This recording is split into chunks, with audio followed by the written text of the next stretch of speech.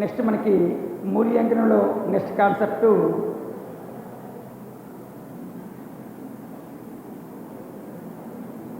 ఉత్తమ పరీక్ష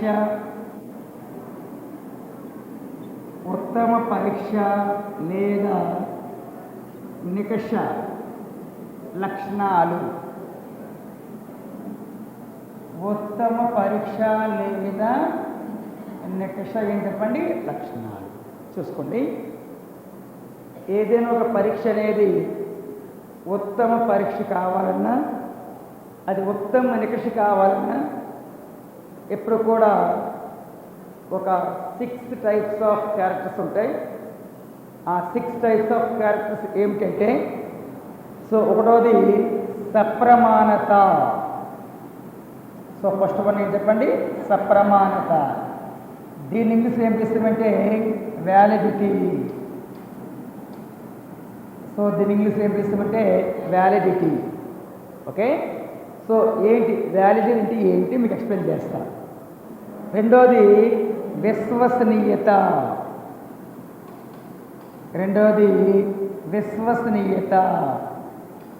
సో దీని ఇంగ్లీష్లో ఏం పిలుస్తామంటే రిలయబిలిటీ. ఏం చెప్పండి? రిలయబిలిటీ. మూడోది లక్ష్యాత్మకత అంటాడు దీన్ని, లేదా దీన్ని విషయనిష్టత అంటాడు. విషయనిష్టత, లేదా దీన్ని మరొక పేరు వస్తునిష్టత అంటాం.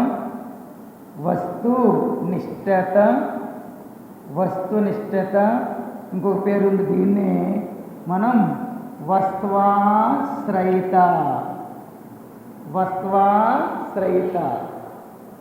4 పదాలతో పిలుస్తారు, 4 పేర్లు ఉన్నాయి.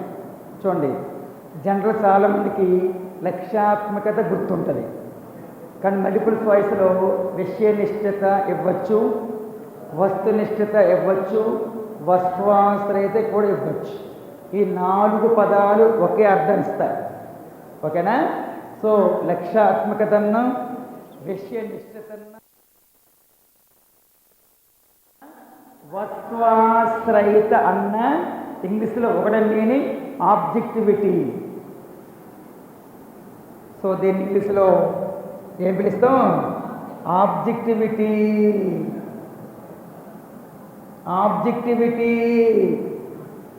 దాని మెయిన్ అర్థం ఏం చెప్పండి? లక్ష్యాత్మకతే.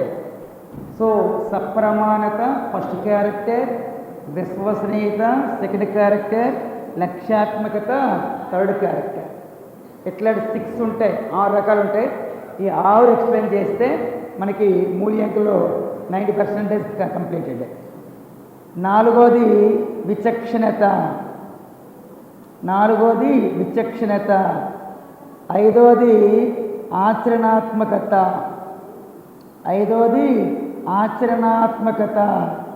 ఆరోది సమగ్రత. ఏం చెప్పండి? సమగ్రత. ఇంగ్లీష్లో సో దీని ఇంగ్లీష్లో ఏం పిలుస్తాం? డిస్క్రిమినేటీ. విచక్షణత డిస్క్రిమినేటీ. ఆచరణాత్మకత ప్రాక్టికేబిలిటీ. సమగ్రత కాంప్రిహెన్సివిటీ. ఏం చెప్పండి? కాంప్రిహెన్సివిటీ. రైట్. ఇక్కడ జనరల్గా ఒక చిన్న క్వశ్చన్ అడుగుతుంటాడు ఒకసారి టెట్కి. చిన్న క్వశ్చన్ ఎట్లాగంటే, ఈ క్రింద వాటిలో ఉత్తమ పరీక్ష లక్షణం కానిది ఏది అంటాడు ఒకసారి. ఉత్తమ పరీక్ష లక్షణం కానిది ఏది? ఈ 6 గుర్తుంచుకోవాలి. ఈ 6 మైండ్లో పెట్టుకోవాలి. ఈ 6 జ్ఞప్తికి తెచ్చుకోవాలి. అప్పుడు ఆన్సర్ వచ్చేస్తుంది. సో ఈ 6 ఖచ్చితంగా ప్రతి స్టూడెంట్కి మైండ్లో ఉండాలి. 6 ఉంటూ దాని గురించి ఎక్స్ప్లెనేషన్ కూడా మైండ్లో ఉండాలి. నేను పెద్దానికి ఎక్స్ప్లెనేషన్ ఇస్తా. సో ఫస్ట్ క్యారెక్టర్ ఏం చెప్పండి? సప్రమాణత. రెండోది విశ్వసనీయత. మూడోది లక్ష్యాత్మకత. నాలుగోది విచక్షణత. ఐదోది ఆచరణాత్మకత, ఆరోది సమగ్రత. ఈ క్రింద వాటిలో ఉత్తమ పరీక్ష లక్షణానికి చెందనిది ఏది అంటాడు. ఈ క్రింద వాటిలో ఉత్తమ నికషకు చెందనిది ఏది అంటాడు. ఈ క్రింద వాటిలో ఉత్తమ మూల్యాంకనానికి చెందనిది ఏది అంటాడు. ఏదైనా 6 పదాలే రావాలి మనకి, అందరికీ రావాలి. So number 1, number 2, number 3, number 4, number 5, number 6. మళ్ళీ ప్రాక్టీస్ అవ్వాలి. Number 1, number 2, number 3, number 4, number 5, number 6. Right. ఇప్పుడు ఎక్స్ప్లెనేషన్. సో ఫస్ట్ క్యారెక్టర్ ఏం చెప్పండి? సప్రమాణత. సప్రమాణత అంటే ఏంటి? ఈ సప్రమాణతకి మూడు రకాల స్టేట్మెంట్స్ ఉంటాయి. ఈ 3 స్టేట్మెంట్స్ గత టెట్లో డిఎస్లో ఇచ్చినవే. అర్థమైందా? సో అన్ని మ్యాథ్స్లో కానీ సైన్స్లో కానీ సోషల్లో కానీ సప్రమాణతకి 3 రకాల స్టేట్మెంట్స్ మనకు ఉంటాయి. ఏంటి స్టేట్మెంట్స్? సో ఫస్ట్ వన్, అందరు ఫస్ట్ వినండి. ఒక పరీక్ష లేదా నికష, ఒక పరీక్ష లేదా నికష ఏ లక్ష్యాన్ని ముందు అర్థం చేసుకోండి, తర్వాత రాసుకోవచ్చు, పర్వాలేదు. ముందు అర్థం చేసుకోండి. ఒక పరీక్ష లేదా నికష ఏ లక్ష్యాన్ని సాధించడానికి తయారు చేయబడిందో ఆ లక్ష్యాన్నే సాధిస్తే దానికి ఏ గుణం ఉంటుంది? సప్రమాణత. మీకు ఎప్పుడు అర్థం అవ్వదు, ఇంకా డీప్గా వెళ్ళాలి. ఒక పరీక్ష లేదా నికష ఏ లక్ష్యాన్ని, ఇక్కడ ఖచ్చితంగా దేని మీద డిపెండ్ అవుతుంది? లక్ష్యాల మీద. లక్ష్యాలు ఎన్ని? 16. చెప్పండి, లక్ష్యాలు ఎన్ని? చెప్పండి. జ్ఞానం, అవగాహన, వినియోగం, విశ్లేషణ, సంశ్లేషణ, మూల్యాంకనం, గ్రహించడం, ప్రతిస్పందించడం, విలువ కట్టుట, వ్యవస్థీకరణ, శీలస్థాపనం, అనుకరణ, అస్తలాఘవం, సునిశ్చితత్వం, సమన్వయం, సహజీకరణం. నేను ముందు చెప్పాను, ఈ 3 రోజుల్లో ఎక్కడ పదం వచ్చినా మీకు రిపీట్ అయిపోతాయి. ఇంకా నువ్వు లైఫ్లో ఈ 16 లక్ష్యాలు ఎప్పుడు అడిగినా, ఏ క్షణం అడిగినా చెప్పగలుగుతావు. అలా ఉంటుంది నా టీచింగ్ ప్రాసెస్. ఆ పదం ఎక్కడొచ్చినా మనకి విధంగా అయిపోతుంది మీకు. సో ఒక పరీక్ష లేదా నికష ఏ లక్ష్యాన్ని సాధించడానికి తయారు చేయబడిందో ఆ లక్ష్యాన్నే సాధించాలి. మరి చెప్తున్నా, ఒక పరీక్ష లేదా నికష ఏ లక్ష్యాన్ని సాధించడానికి తయారు చేయబడిందో ఆ లక్ష్యాన్నే సాధించినట్లయితే దానికి ఉండే గుణమే సప్రమాణత లేదా ప్రామాణికత. సప్రమాణత లేదా ప్రామాణికత. సపోజ్ నేను ఒక పేపర్ తయారు చేసుకున్నా, ఒక టెస్ట్ తయారు చేశా. నేను జ్ఞానం మీద ఆధారపడి, ఏ లక్ష్యం మీద? జ్ఞాన లక్ష్యం మీద ఆధారపడి పేపర్ తయారు చేసుకున్నాం. నా పేపరు ఆ లక్ష్యాన్ని సాధించాలి. ఏ లక్ష్యాన్ని? జ్ఞాన లక్ష్యాన్ని సాధించాలి. దేని బేస్ తయారు చేశాను? జ్ఞానం మీద. మరి పిల్లల్లో ఏ లక్ష్యం సాధించాలి? జ్ఞాన లక్ష్యాన్నే సాధించాలా. అప్పుడు నా యొక్క పేపర్కి ఏ గుణం ఉంటుంది? సప్రమాణం. అది అందుకోసమే మీకు మార్నింగ్ కూడా పాయింట్ చెప్పా. ఏం పాయింట్ చెప్పాను? ప్రామాణిక పరీక్షలు లక్ష్యాల మీద ఆధారపడి తయారు చేస్తారు. ఆ ప్రామాణిక పరీక్షలకి ఈ గుణం ఉంటుంది. ఏ గుణము? సప్రమాణత. అక్కడ చెప్పాను, సప్రమాణత, విశ్వసనీయత ఎక్కువ. ఏ పరీక్షలకి? అదనమాట.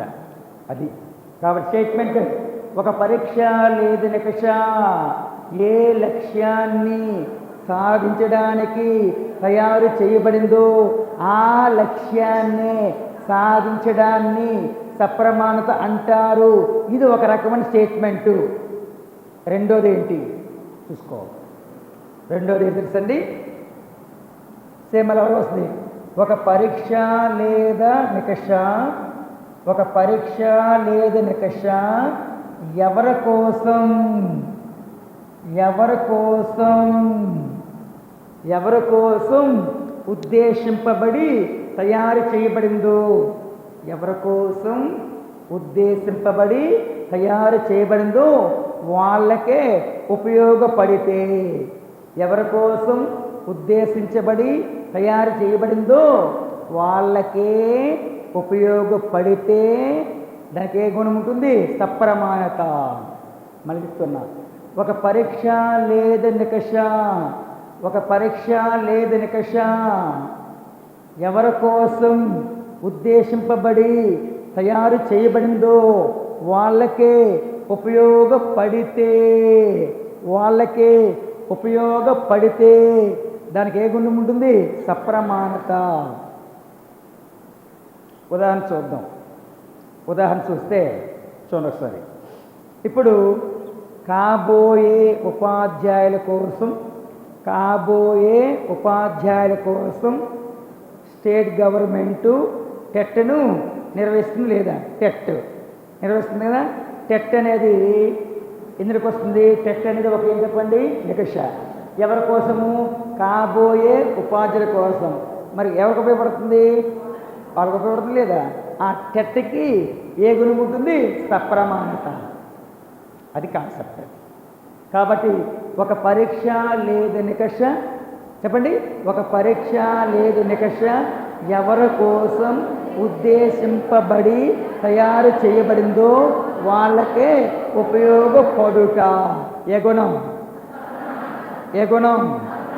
ఫస్ట్ వన్, ఒక పరీక్ష లేదా నికష ఏ లక్ష్యాన్ని సాధించడానికి తయారు చేయబడిందో ఆ లక్ష్యాన్ని సాధించుట. ఏ గుణం? సప్రమాణత. రైట్. ఈ రెండింటి వరకు డౌట్స్ ఉన్నాయా? ఒక పాఠశాలలో 7వ తరగతి, ఎన్నో క్లాసు? 7th క్లాస్, 7వ తరగతి విద్యార్థుల కోసం తయారు చేసిన మ్యాథమెటిక్స్ క్వశ్చన్ పేపరు ఆ పాఠశాలలోని ఆ విద్యార్థులు మాత్రమే ఉపయోగపడుట. ఏ గుణం? అలాగే బిట్. ఒక పాఠశాలలో 10వ తరగతి విద్యార్థుల కోసం తయారు చేసిన సాంఘిక శాస్త్ర ప్రశ్నాపత్రము ఆ పాఠశాలలోని ఆ విద్యార్థులు మాత్రం ఉపయోగపడుట. ఏ గుణం? గడిగా. ఒక ఉపాధ్యాయుడు ఒక ప్రశ్నాపత్రాన్ని తయారు చేసేటప్పుడు అవగాహన లక్ష్యాన్ని ఆధారంగా చేసుకొని తయారు చేస్తాడు. దానికి ఏ గుణం ఉంటుంది? సప్రమాణత. ఏ లక్ష్యం డిపెండ్ చేసుకున్నాడు? అవగాహన. ఏ లక్ష్యం మీద ఆధారపడ్డాడు? సో ఏ లక్ష్యాన్ని సాధించడానికి తయారు చేయబడిందో ఆ లక్ష్యాన్నే సాధించింది. ఏ గుణం ఉంటుంది? ఏ గుణం ఉంటుంది? రైట్. దీని పేరేంటి? మార్కర్. దేనికి ఉపయోగిస్తారు? రాయడానికి. దీని పేరేంటి? దేనికోసం? గాలి కోసం. దీని పేరేంటి? దేనికోసం? వేసుకోవడానికి. థర్మామీటర్ పేరు విన్నావా? దేనికోసం థర్మామీటర్? టెంపరేచరు కొలవడానికి. దేనికోసం? ఓకే. దేన్నైతే కొలవాలనుకుంటుందో దానిని తిరిగి మాపనం చేస్తే దానికి ఏ లక్ష్యం ఉంటుంది? సప్రమాణత. స్టెప్ తీసుకో. దేన్నైతే, అర్థమైందా?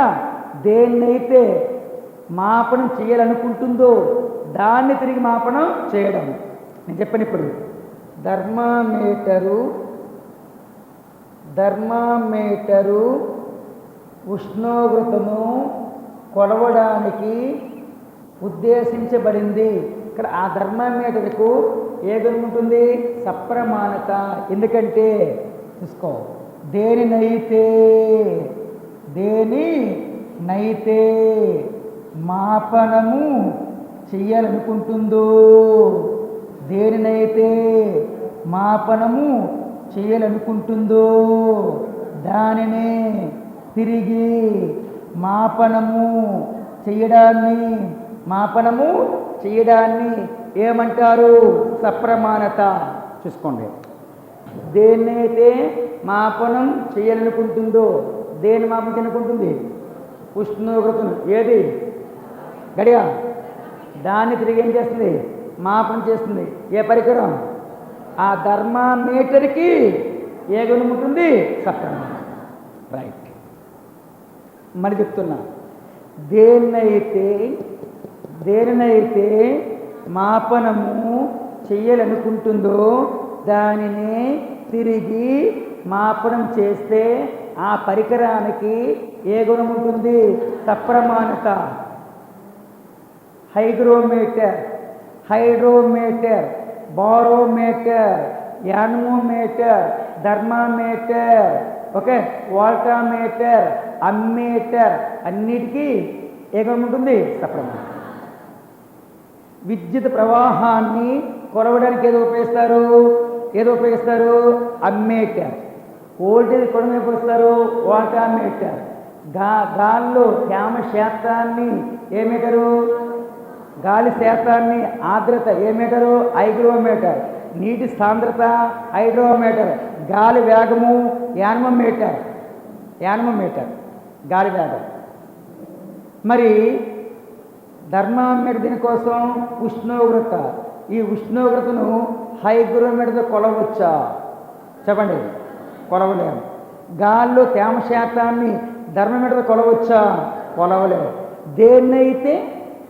దేన్నైతే మాపనం చేయాలనుకుంటుందో దాన్ని తిరిగి మాపనం చేస్తే ఆ పరికరానికి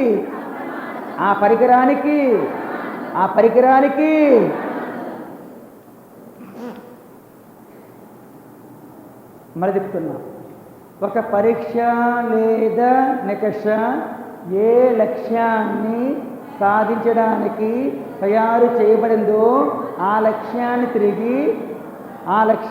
తిరిగి సాధించడాన్ని సప్రమాణత అంటాము. రెండు స్టేట్మెంట్. ఒక పరీక్ష లేదా నికష ఎవరి కోసం ఉద్దేశింపబడి తయారు చేయబడిందో వాళ్ళకి తిరిగి ఉపయోగపడితే దాన్ని ఏ గుణం అంటాం? సప్రమాణత.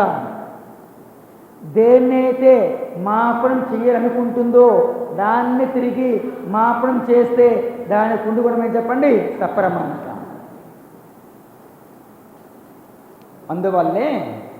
అందువల్లే సప్రమాణత అనేది ఒక పరీక్ష యొక్క ఖచ్చితత్వాన్ని, సామర్థ్యాన్ని తెలియజేస్తుంది. ఒక పరీక్ష యొక్క ఏం చెప్పండి?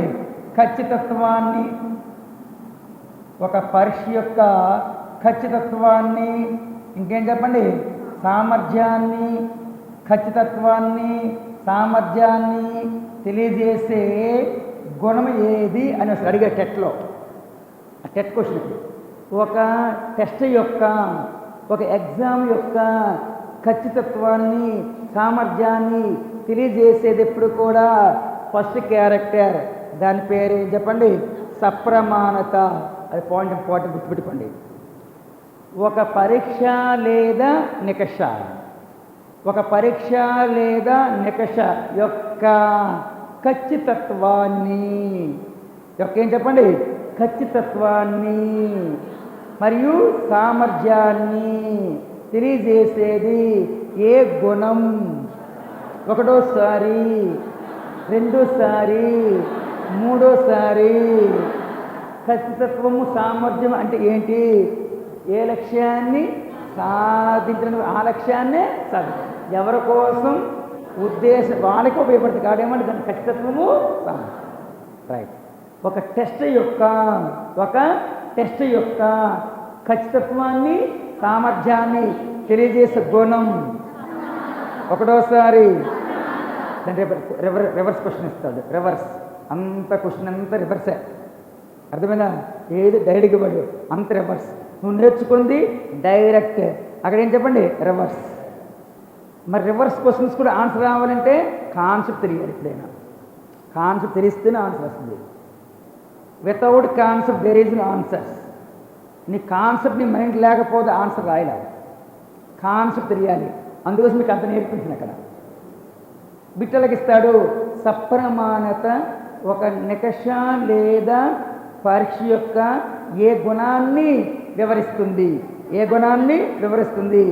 ఏ ఖచ్చితత్వము, బి సామర్థ్యము, ఏ ఖచ్చితత్వము, బి సామర్థ్యము, సి వేగము అని మూడిస్తారు.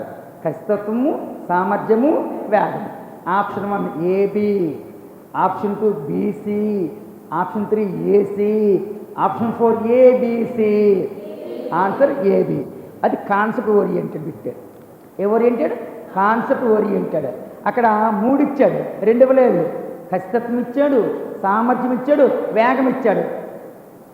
తెలియని స్టూడెంట్ ఏం చేస్తాడు? 3 రాస్తాడు ఆన్సర్స్. జనరల్గా చాలామంది పిల్లలకి, చాలామంది డిఎస్సి పిల్లలకి మైండ్లో అవి ఉండవు. ఎందుకు? పసిఫిక్ మహాసముద్రం కలిసిపోతాయి ఇంత కూడా. ఏ మహాసముద్రం? పసిఫిక్కే. మరి పసిఫిక్ మహాసముద్రం కలవ ఉండడం ఏం చేయాలండి? ప్రాక్టీస్ ఉండాలి ఎక్కువ. ఏముండాలి? ప్రాక్టీస్. మరి ఆ బిట్ నీకు తెలియదు. తెలియకపోతే జనరల్గా ఏమనుకుంటావు? 3 కరెక్ట్ అనుకుంటావు. అప్పుడు ఆన్సర్ పెడతావు, ఏబీస్ పెడతావు. కానీ రైట్ రాంగా? రాంగ్. ఎప్పుడు కూడా స్పీడ్ అక్కర్లేదు క్వశ్చన్ పేపర్కి. స్పీడ్ ఉండక్కర్లా. ఏముండాలి? యాక్యురసీ. యాక్యురేట్ అంటే ఖచ్చితత్వము, ఎబిలిటీ, సామర్థ్యం. ఈ 2 ఉంటాయి క్వశ్చన్ పేపర్స్. అంటే క్వశ్చన్ పేపర్స్కి ఆ 2 గుణాలు ఉంటాయని కాన్సెప్ట్ నీకు మైండ్ ఉండాలా. మైండ్ ఉంటేనే ఆన్సర్ వస్తుంది. సో ఏంటి కాన్సెప్ట్లు? ఖచ్చితత్వము, సామర్థ్యం. మళ్ళీ చెప్పండి. ఒకటోసారి, రెండోసారి, మూడోసారి. అది నేను మీకు అంత నేర్పేది ఓన్లీ కాన్సెప్ట్ ఓరియంటెడే. అర్థమైంది? అలాగైతేనే రేపు మెథడ్ స్కోర్ వస్తుంది మీకు. లేకపోతే బిట్ వైజ్ నేర్పించమనుకో ఆన్సర్ చేయలేవు, ఆన్సర్స్ చేయలేవు. అర్థమైందా? అది ఎప్పుడు కూడా సప్రమాణత అనేది నికషకి కానీ పరీక్ష కానీ ఉండవలసిన ఒక ప్రాథమిక లక్షణం. అది ఒక ప్రాథమికం చెప్పండి లక్షణం. Primary character. ఏది? సప్రమాణత. దాని ఇంగ్లీష్ ఏమంటారు? వ్యాలిడిటీ. ఏమంటారు? రైట్. అందుకోసమే సబ్జెక్టు ఎక్స్పర్ట్స్ ప్రామాణిక పరీక్షలను తయారు చేసేటప్పుడు సప్రమాణత, విశ్వసనీయత ఈ 2 దృష్టిలో పెట్టుకుని తయారు చేస్తారు. అర్థమైందమ్మా? అది రెండో క్యారెక్టర్ ఏం చెప్పండి? విశ్వసనీయత.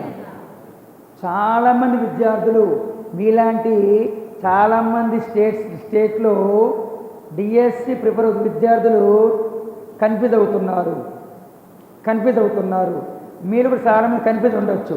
ఎందుకంటే మీరు రకరకాల కోచింగ్ సెంటర్లో కోచింగ్ తీసుకుంటారు. అక్కడ కూడా మీకు క్లారిటీకి చెప్పకపోవచ్చు. చాలామంది ఫ్యాకల్టీ కూడా క్లారిటీ లేదు. వాళ్ళు ఏం చెప్తారో వాళ్ళకి అర్థం అవ్వట్లేదు.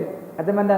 ఇప్పుడు ఫ్యాకల్టీ ఏంటంటే చాలామంది చిన్న ఇన్స్టిట్యూషన్స్ మొన్న వచ్చిన ఫ్యాకల్టీ కూడా చెప్పించేస్తారు. మొన్న వచ్చిన ఫీల్డ్లోకి వచ్చిన ఫ్యాకల్టీ వాళ్ళకి అనుభవం లేదు, సబ్జెక్ట్ మీద ఐడియా ఉండదు. వాళ్ళు చెప్పేస్తారు. వాళ్ళు ఏం చెప్తారో మీకు అర్థం అవ్వదు. అర్థమైందా? మీరు ఏం చదువుతారో మీకు కూడా అర్థం అవ్వదు. వాళ్ళు చెప్పింది వాళ్ళకి అర్థం అవ్వదు, మీ చదివింది మీకు అర్థం అవ్వదు. అందుకే జాబ్స్ కూడా రావట్లేదు చాలామందికి. చెప్పే ఫ్యాకల్టీలకు కూడా ఏముండాలి? అనుభవం ఉండాలి, ఎక్స్పీరియన్స్ ఉండాలి. అందరు సైకాలజీకి మెథడాలజీకి ఏముండాలి? ఎక్స్పీరియన్స్ ఉంటేనే కాన్సెప్ట్ నీకు తెలుస్తుంది. లేకపోతే బిట్టే నీకు తెలుస్తుంది. ఆ బిట్టే దాని కాన్సెప్ట్ని తెలియదు. కాన్సెప్ట్ తెలియకపోతే ఆన్సర్స్ చేయలేవు. ఎప్పుడైనా ఏముండాలి? కాన్సెప్ట్ని తెలియాలి. సో విశ్వసనీయతకి లక్ష్యాత్మకతకి ప్రధానమైన తేడా ఏంటి? బిట్ ఎలాగిస్తాడు? చాలా జాగ్రత్తగా ఆలోచించండి.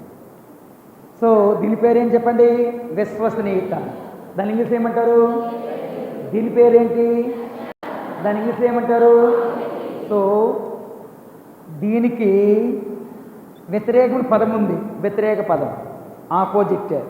దాని పేరు వ్యక్తి నిష్ఠత.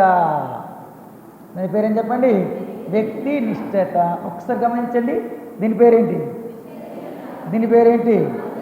ఒకసారి వినండి.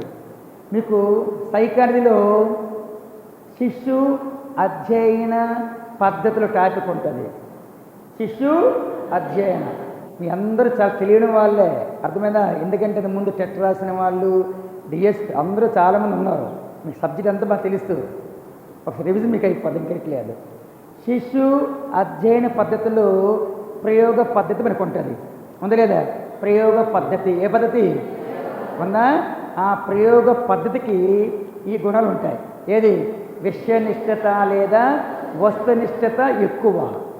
అంతరిక్షణ పద్ధతి ఉంటుంది, అంతరిక్షణ పద్ధతి, దానికి ఆ గుణం ఉంటుంది. ఏం చెప్పండి? వ్యక్తినిష్టత. ఇక్కడ గుర్తొచ్చిందా? ఒకసారి ఆ పదాలు గుర్తొచ్చాయా? సైకాలజీలో శిశు అధ్యయన పద్ధతుల్లో ఒక పరిశీలన పద్ధతి, ఒక వ్యక్తి అధ్యయన పద్ధతి, అంతరిక్షణ పద్ధతి, ప్రయోగశాల పద్ధతి, ఏవో కొన్ని మెథడ్స్ ఉంటాయి. అందులో రెండు తీసుకోండి నేను. ఒకటోది అంతరిక్షణ పద్ధతి, రెండోది ప్రయోగశాల పద్ధతి. ఆ రెండిటికి గుణాలు ఉంటాయి. అంతరిక్షణ పద్ధతి అంటే వ్యక్తి తనకు తానే తన లోపల తానేనమో చెప్పడం, ఇంట్రోస్పెక్షన్ మెథడ్ అంటారు. దానికి ఏ గుణం ఉంటుంది? వ్యక్తి నిష్ఠత ఎక్కువ ఉంటుంది. ఏ నిష్ఠత? మరి చెప్పడం సరి. అది ప్రయోగశాల పద్ధతికి వస్తునిష్టత లేదా విషయనిష్టత ఎక్కువగా ఉంటుంది. ఇప్పుడు ఎక్కడికి వద్దాం. రైట్. దీని పేరేటమ్మా మాస్టారు? ఇంకో పేరేటమ్మా? దాని వ్యతిరేకం ఏం చెప్పండి? ఈ వ్యక్తినిష్ఠత ప్రధానంగా మెథడాలజీలో ఏ ప్రశ్నలకు ఉంటాయంటే వ్యాసరూప ప్రశ్నలకు ఉంటాయి. ఇప్పుడు కూడా ఏ ప్రశ్నలకి? వ్యాసరూపాలకి. చెప్తా ఏంటది. దీని పేరేంటి? దీని పేరేంటి? రైట్. ఒకే పరీక్షను చాలా జాగ్రత్తగా ఆలోచించాలి. ఒకే పరీక్షను వేరువేరు సమయాలలో వేరువేరు విద్యార్థుల మీద, ఒకే పరీక్షను వేరువేరు సమయాలలో వేరువేరు విద్యార్థుల మీద నిర్వహించినప్పుడు అక్కడ 3 కండిషన్స్ ఉన్నాయి. సేమ్ టెస్ట్ అవ్వాలి. చెప్పు. Same test, different times, different students. Same test అని డిఫరెంట్ స్టూడెంట్స్ మీద డిఫరెంట్ టైమ్స్లో కండక్ట్ చేస్తే వచ్చిన ఫలితాలు, వచ్చిన మార్కులు అప్రోక్సిమేట్లీ ఒకే విధంగా ఉండాలి. అలా ఉంటే ఆ పరీక్షకి ఏముంటుంది? రిలయబిలిటీ ఉంటుంది. మళ్ళీ చెప్తున్నా, అప్పుడు అర్థమవుతుంది మీకు. 2-3 సార్లు ఇంకా స్ట్రెస్ ఇవ్వాలి మీకు. ఒకే పరీక్షను వేరువేరు సమయాలలో వేరువేరు విద్యార్థుల మీద నిర్వహించినప్పుడు ఇంచుమించు ఒకే రకమైన మార్కులు రావడం. ఎగ్జాంపుల్, నేను 3 విద్యలు తీసుకున్నాను. ఎంతమంది? 3. ఎవరు వాళ్ళు? ఏ, తర్వాత వాడు బి, తర్వాత వాడు సి. నేను ఒక టెస్ట్ తయారు చేస్తాను. ఎన్ని మార్కులకి? 50 మార్కులకి. అందరూ వింటారు జాగ్రత్తగా. ఒకే పరీక్షను వేరువేరు సమయాలలో వేరువేరు ఏం చేశాను? కండక్ట్ చేస్తా. ఎన్ని మార్కులకి? వీడికి 42 వచ్చాయి. ఎన్ని మార్కులకి? వీడికి 44 వచ్చాయి. ఎన్ని మార్కులకి? వీడికి 46 వచ్చాయి. ఎన్ని మార్కులకి? 50. వీళ్ళు 3 ఎవరు? వీళ్ళు 3 కూడా ఒకే ఐక్యూ కలిగిన విద్యార్థులు. ఒకే ఐక్యూ కలిగిన 3 వేరు విద్యార్థులు తీసుకున్నాను. ఎవరు వాళ్ళు? ఏబిసి. నేను టెస్ట్ తయారు చేస్తాను. ఎన్ని మార్కులకి? ఏ మీద కండక్ట్ చేస్తాను. ఎన్ని వచ్చాయి? అదే పేపర్ అదే సమయంలో బి మీద పెట్టా. ఎన్ని? అదే పేపర్ అదే సమయంలో సి మీద పెట్టా. ఎన్ని మార్కులు? ఇప్పుడు డిఫరెంట్ టైమ్స్లో ఒక 3 days 4 days మళ్ళీ అదే పేపర్ని మళ్ళీ ఏ మీద బి మీద సి మీద కండక్ట్ చేస్తా. ఇంచుమించు ఒకే లెక్క మార్కులు వచ్చాయి. అప్పుడు నా పేపర్కి ఏముంటుంది ఏముంటుంది ఏముంటుంది అలా కాకుండా ఏ విద్యార్థికి 10 మార్కులు, బి విద్యార్థికి 40 మార్కులు, సి విద్యార్థికి 15 మార్కులు వచ్చి అనుకోండి, అప్పుడు నా పేపర్ విశ్వసనీయతని కోల్పోతుంది. అండర్స్టాండ్? దాని బేసిస్ మన టెట్లో క్వశ్చన్ అడిగితే, టెట్లో 2024 మార్చి టెట్లో ఒక పరీక్షను ఒక ఉపాధ్యాయుడు రవి మరియు గోపి అనే విద్యార్థుల మీద నిర్వహించినప్పుడు రవికి 40 మార్కులు, గోపికి 15 మార్కులు వచ్చాయి.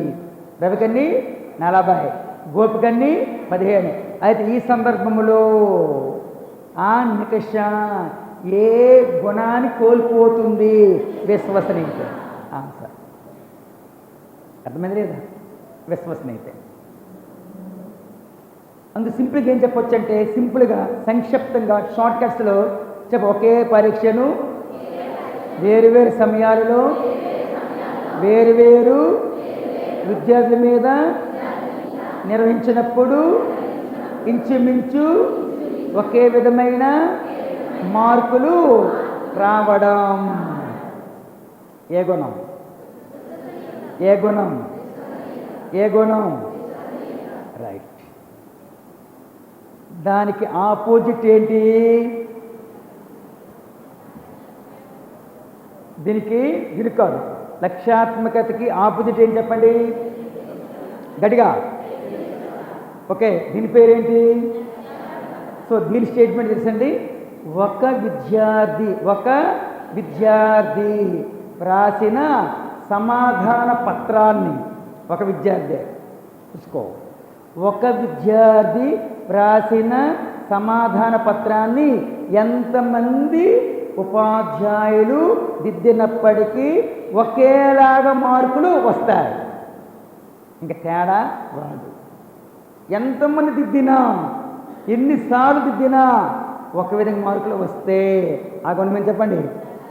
మరి ఈ ధర్మం కలిగి ఉండాలంటే ఆ క్వశ్చన్ పేపర్లు ఏముండాలంటే మల్టిపుల్ చాయిస్ క్వశ్చన్స్ ఉండాలి, లేకపోతే ఏముండాలి? మ్యాచింగ్ ఉండాలి, లేకపోతే ఫిల్ ఇన్ ద బ్లాంక్స్ ఉండాలి. ఏముండాలి?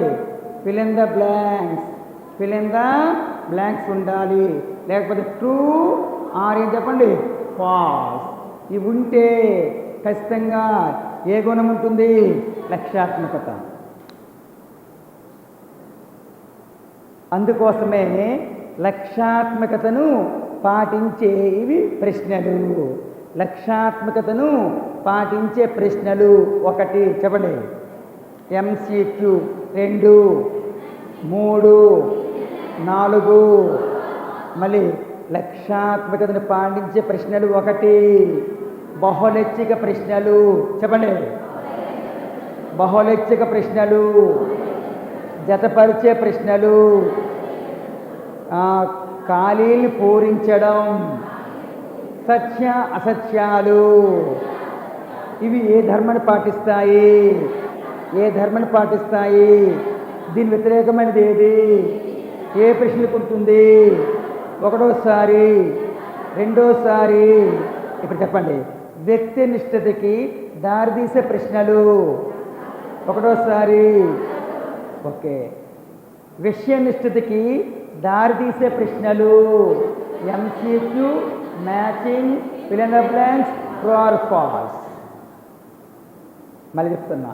ఒక విద్యార్థి రాసిన సమాధాన పత్రాన్ని ఎంతమంది ఉపాధ్యాయులు దిద్దినప్పటికీ సమాన మార్కులు రావడం ఏ గుణం? 1వసారి, 2వసారి, 3వసారి. లక్ష్యాత్మక పేరేంటి? మరొక పేరేంటి? దాని ఆపోజిట్ ఏంటి? దీని మరొక పేరు ఉంది. మరొక పేరు ఆత్మాశ్రయిత. దీని పేరేంటి? ఆత్మాశ్రయిత.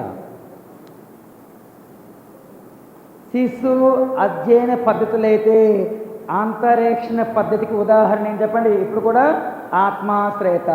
ప్రయోగ పద్ధతికి ఏముంటాయి? విషయనిష్టత లేదా ఉష్ణిష్ట. అది మెథడాలజీలో వ్యాసరూప ప్రశ్నకి ఏముంటుంది? వ్యక్తినిష్ఠత, ఆత్మాశ్రయత, multiple choice, matching, fill in the blanks, true or ఫాల్స్కి ఏ గౌన్ ఉంటుంది? లక్ష్యాత్మకత.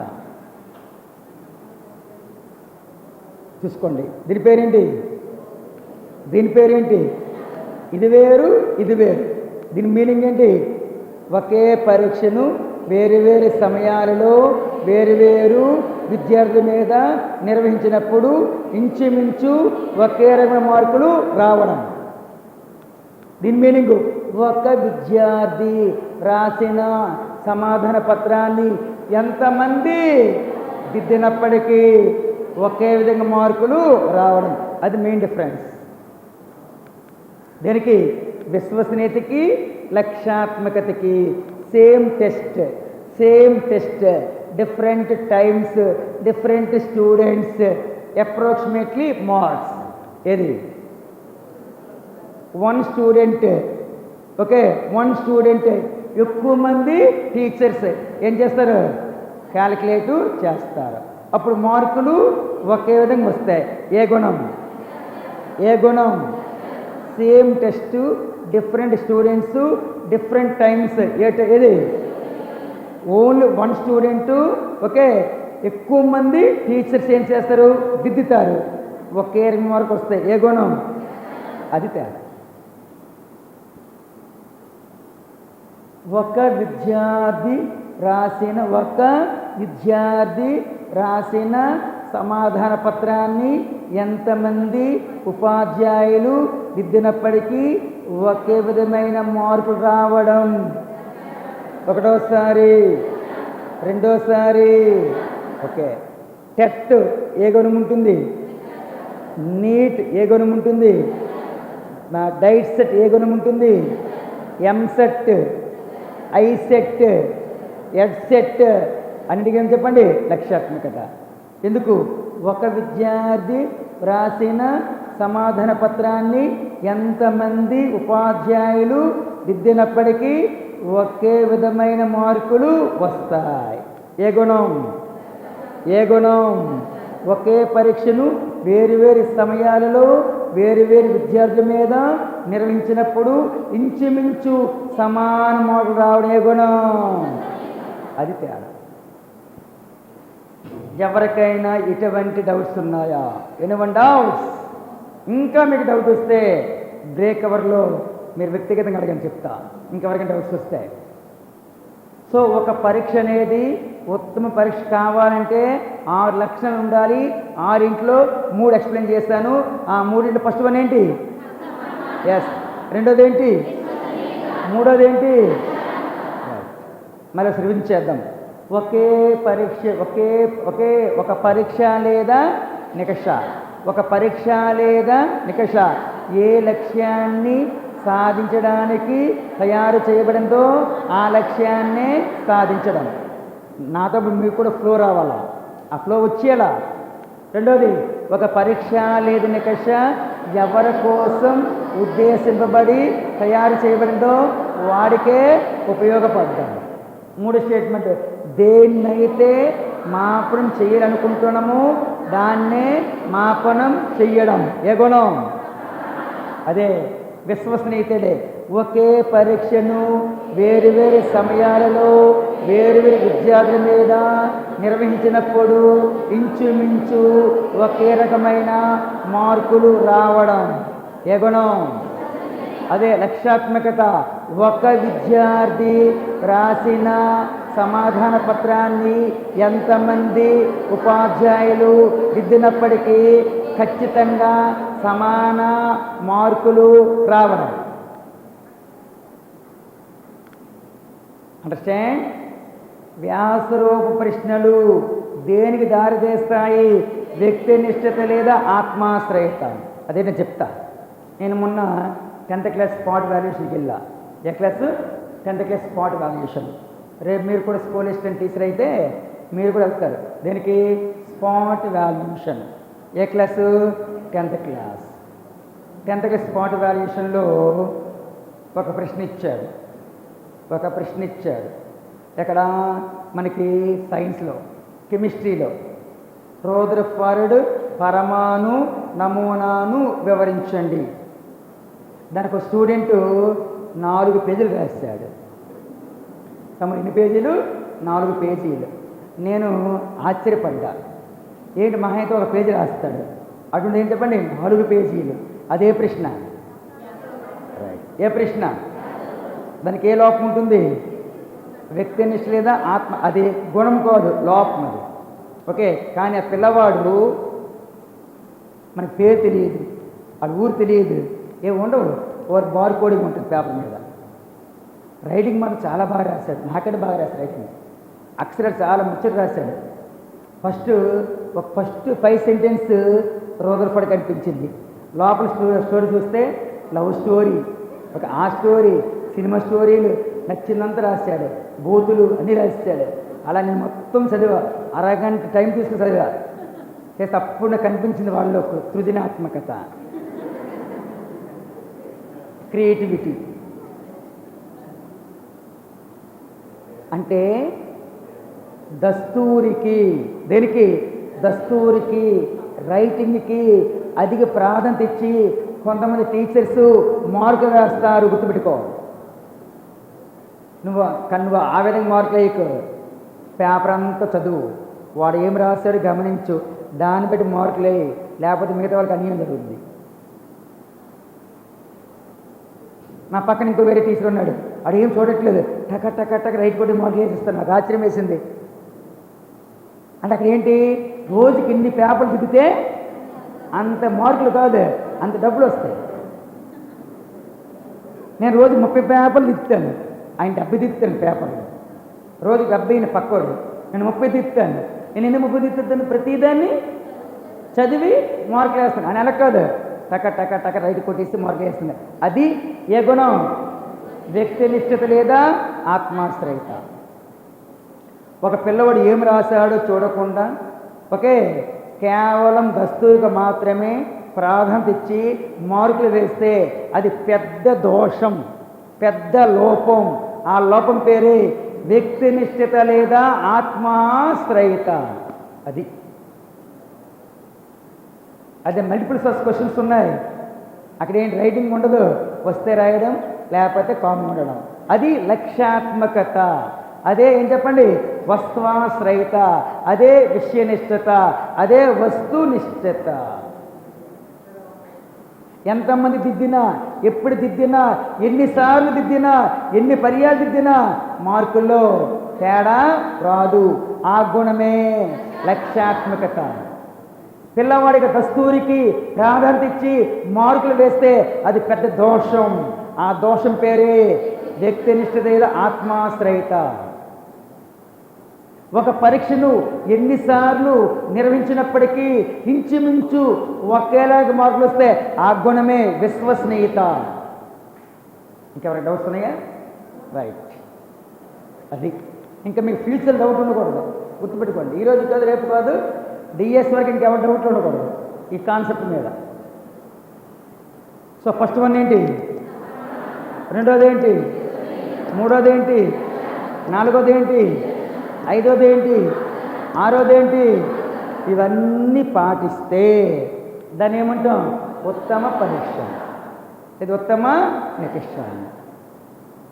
నాలుగోది చాలా ఈజీ, దాని పేరేంటి? విచక్షణత. విచక్షణ అంటే ఏం లేదు, ఏదైనా ఒక నికష, ఏదైనా ఒక పరీక్ష తరగతిలోని విద్యార్థులని 3 సమూహాలుగా వేరు చెయ్యాలి. 3 సమూహాలుగా వేరు చెయ్యాలి. ఆ 3 సమూహాలు ఏంటి అంటే above average, average, below average. Above average, average, below average. అలా పేపర్ తయారు చేస్తే దాన్ని వేరు చేయడం అంటాము, విచక్షణ అంటాము. విచక్షణత. తెలుగులో అధిక సామర్థ్యం కలిగిన వారు, అధిక సామర్థ్యం. రెండవది సాధారణ సామర్థ్యం. 3 అల్ప సామర్థ్యం, అధిక, సాధారణ, అల్ప. అలా పిల్లల్ని వేరు చేయాలి. విద్యార్థులు వేరు చేయాలి. అప్పుడు ఆ నికషకి, ఆ పరీక్షకి ఏ గుణం ఉంటుంది? విచక్షణత. అర్థమైందా? రైట్. కాబట్టి అధిక, సాధారణ, అల్ప సామర్థ్యాలు కలిగిన విద్యార్థులుగా వేరు చేసే గుణము విచక్షణత. మరి చెప్తున్నా, అధిక, సాధారణ, అల్ప సామర్థ్యాలు కలిగిన విద్యార్థులుగా. మరి చెప్తున్నా, అధిక, సాధారణ, అల్ప సామర్థ్యాలు కలిగిన విద్యార్థులుగా వేరు చేసే గుణమే విచక్షణత.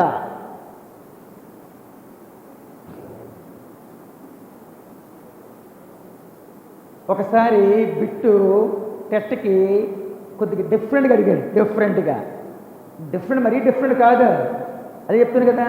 నీ కాన్సెప్ట్ వస్తే వాడు ఎలాగిచ్చిన బిట్ చేస్తారు. అధిక, సాధారణ, అల్ప సామర్థ్యాలు అనే పదాలు అనే టెర్మినాలజీ ఉత్తమ నికషకి దేనికి చెందుతాయా క్వశ్చన్ అడిగాడు. ఏం చెప్పండి? అలా కూడా క్వశ్చన్ అడిగాడు. పేపర్ తయారు చేసేవాడు ఎవడు? ఎక్స్పర్ట్. అర్థం గుర్తుపెట్టుకోండి. మన టెట్ డిఎస్ పేపర్స్ ఎవరు తయారు చేస్తారు? ఎక్స్పర్ట్స్. మెథడాలజీలో ఎక్స్పర్ట్స్, సైకాలజీలో ఎక్స్పర్ట్, కంటెంట్లో ఎక్స్పర్ట్. వాళ్ళు తయారు చేస్తారు. అయినా కొన్ని సందర్భాలు తప్పులు జరుగుతుంటాయి. ఎందుకు? వాళ్ళు కూడా మానవులే కదా, హ్యూమన్స్ కదా. మనం తప్పులు చేయమేంటి? తప్పులు చేస్తుంటాం. కీలో తప్పులు ఉంటాయి, ఒకేసారి 2 ఆన్సర్లు ఉంటాయి. జనరల్ కాన్సెప్ట్ అది ఇదంటే. కాబట్టి ఆ విధంగా ఒక సబ్జెక్టు ఎక్స్పర్టు పేపర్ ఇస్తే వాడు ఏ స్థాయిని క్వశ్చన్ అడగవచ్చు, ఏ స్థాయి అడగచ్చు. కానీ నువ్వు మాత్రం ఏం నేర్చుకోవాలి? కాన్సెప్ట్. ఏం నేర్చుకోవాలి?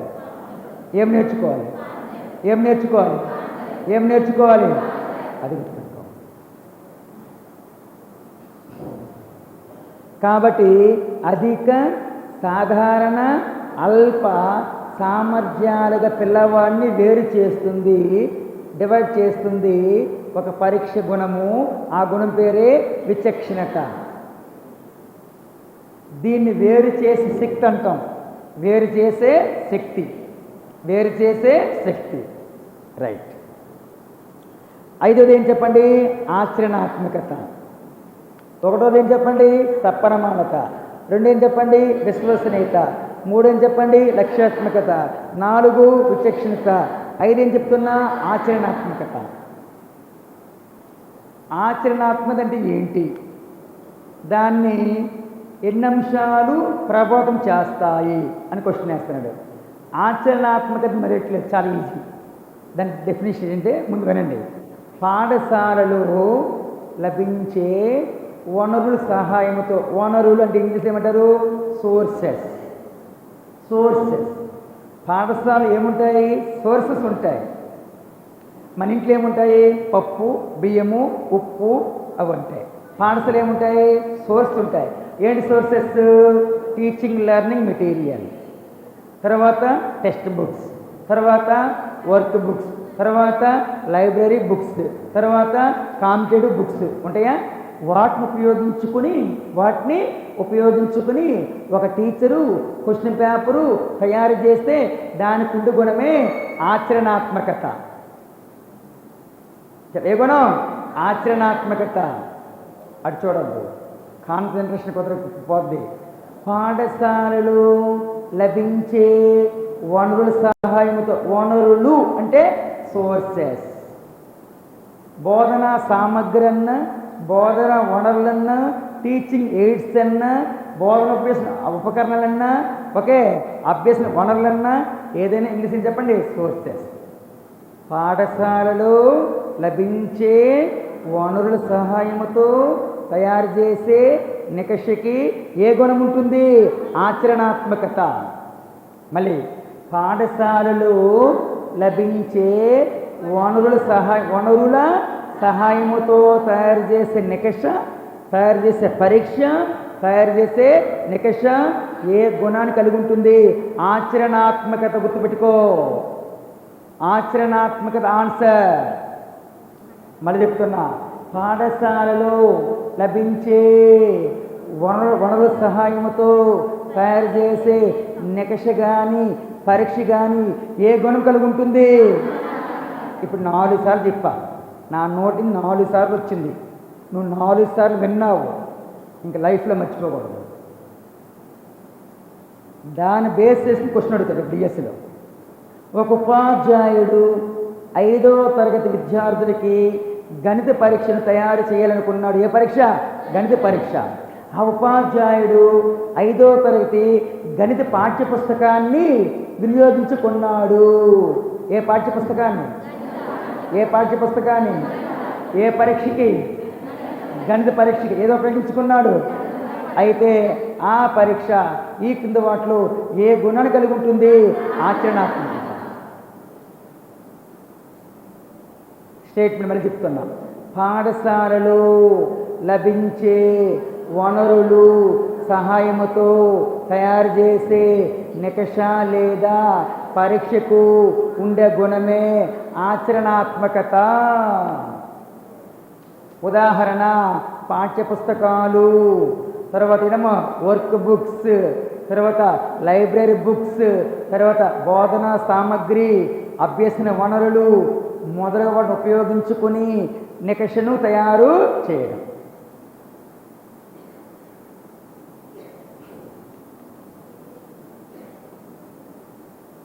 పాఠ్యపుస్తకాలు అవ్వచ్చు, మనకి 3, 4, 5 తరగతులకి ఓకే వర్క్ బుక్స్ కూడా మనకి ఇస్తున్నాడు, తెలుసు కదా. పాఠ్యపుస్తకాలకు అనుబంధం ఉండేదే వర్క్ బుక్, సాధనా పుస్తకాలు. అది ఏ పుస్తకాలు? మంచి ఆలోచన గవర్నమెంట్కి. ఎందుకంటే టెక్స్ట్ బుక్ చదివిన వెంటనే పిల్లవాడు ఇంకా పర్ఫెక్ట్గా సబ్జెక్టులో ఇంకా మంచి రావడానికి ఆ సాధన పుస్తకాలు వినియోగిస్తున్నారు. కానీ కొంతమంది పాఠశాలలో, నేను కొన్ని పాఠశాలకి సందర్శన వెళ్ళేటప్పుడు కొంతమంది ప్రైమరీ టీచర్స్ అసలు వర్క్ బుక్స్గా నింపించట్లే పిల్లల చేత, అన్నీ ఖాళీలు ఉంటున్నాయి. అర్థమే లేదా? సో ఒక పాఠం పూర్తవ్వగానే వెంటనే చెప్పండి వర్క్ బుక్ నింపించాలి. ఒక్కోదానికి ఒక 15 నుంచి 16 సాధన పత్రాలు ఇచ్చారు.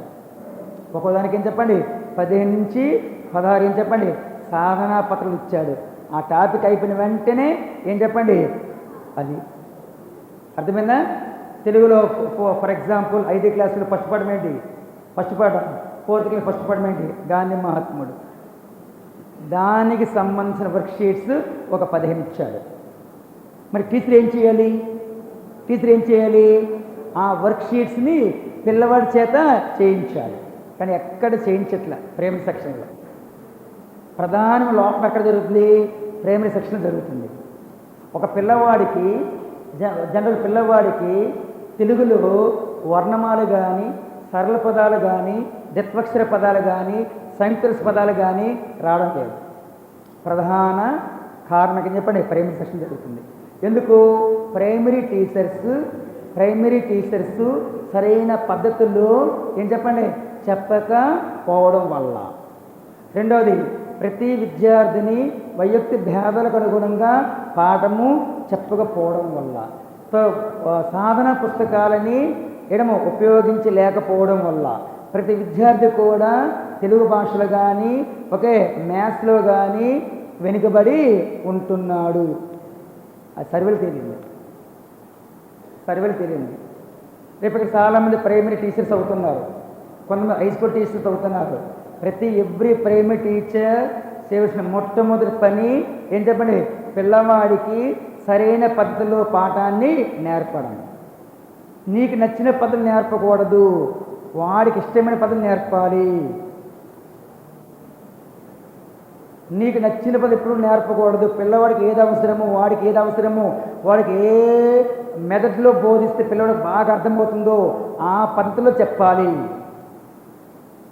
చెప్పరు మీరంతా కూడా చెప్పండి.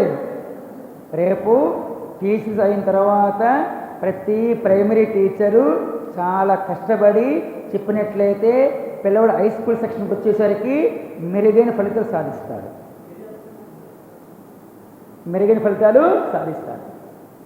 కానీ అది ఎవరి చేతిలో ఉంటుందంటే కేవలం ప్రైమరీ టీచర్స్, ఎస్జిటి టీచర్స్లో మాత్రం ఉంటుంది. అర్థమైందా? ఎస్జిటి టీచర్స్ సరైన పద్ధతిలో చెప్పకపోతే ఆ పిల్లవాడి విద్యలో ఎల్లప్పుడూ ఏం చెప్పండి వెనుకబడే ఉంటాడు.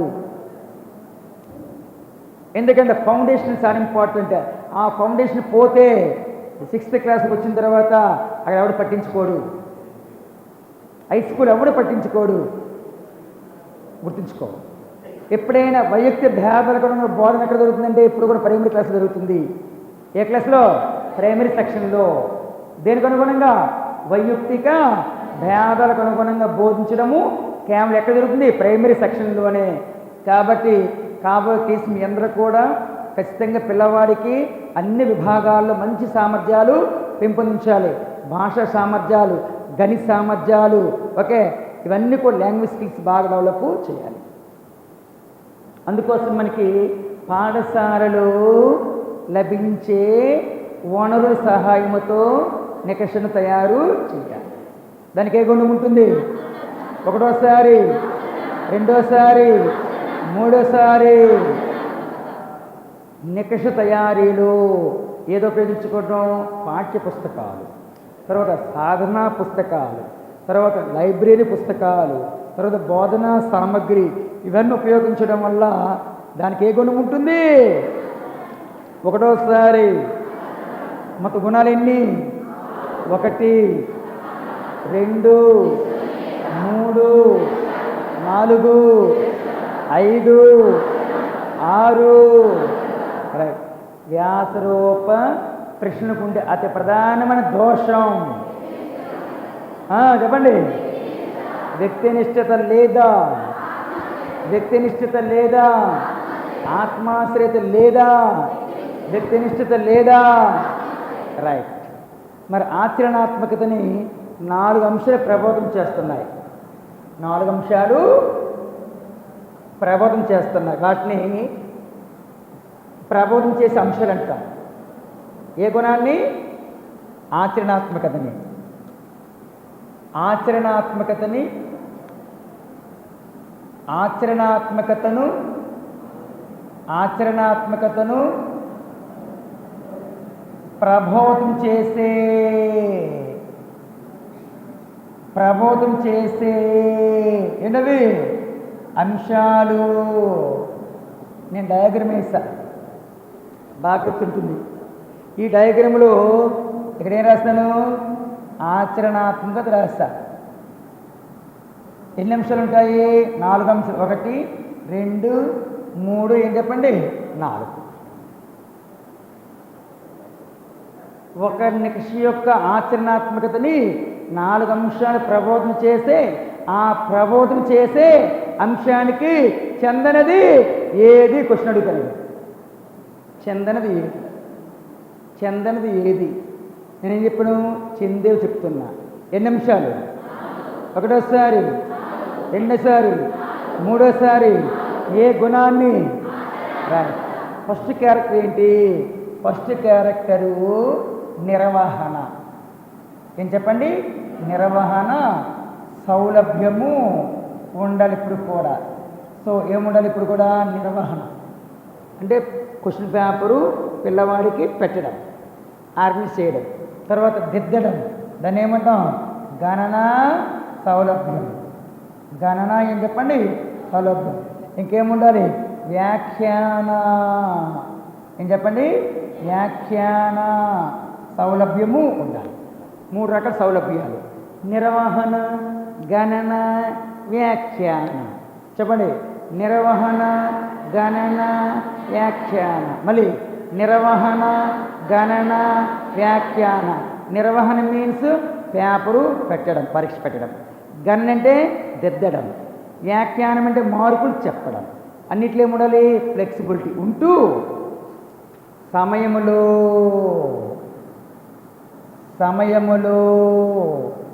తర్వాత ఖర్చులు, తర్వాత ఏం చెప్పండి? వనరులు, పొదుపు పాటించాలి. సమయములు, పొదుపు, ఇంకేం చెప్పండి? ఖర్చులు, పొదుపు ఇంకేం చెప్పండి, వనరులు ఏముండాలి, పొదుపు, తక్కువ సమయము, తక్కువ ఖర్చు, తక్కువ ఏం చెప్పండి, వనరులు ఉపయోగించుకోవాలి. అప్పుడే ఏ గుణం ఉంటుంది, ఆచరణాత్మకత. మళ్ళీ చెప్తున్నా, ఆచరణాత్మకతని 4 అంశాలు ప్రభావితం చేస్తాయి అని చెప్పడం జరిగింది మనకి. ఈ 4 అంశాల్లో 3 అంశాలు ఏం చెప్పండి, నిర్వహణ, గణన, వ్యాఖ్యాన, సౌలభ్యాలు. చెప్పు, నిర్వహణ, గణన, వ్యాఖ్యాన, సౌలభ్యాలు. మళ్ళీ నిర్వహణ, గణన, వ్యాఖ్యాన, సౌలభ్యాలు. 4వది సమయములో పొదుపు ఉండాలి, ఖర్చులు పొదుపు ఉండాలి, ఉపయోగిస్తున్న వనరులు పొదుపు ఉండాలి. అంతేగాని ఎక్కువ వనరులు, ఎక్కువ ఖర్చు, ఎక్కువ సమయాన్ని తీసుకోకూడదు.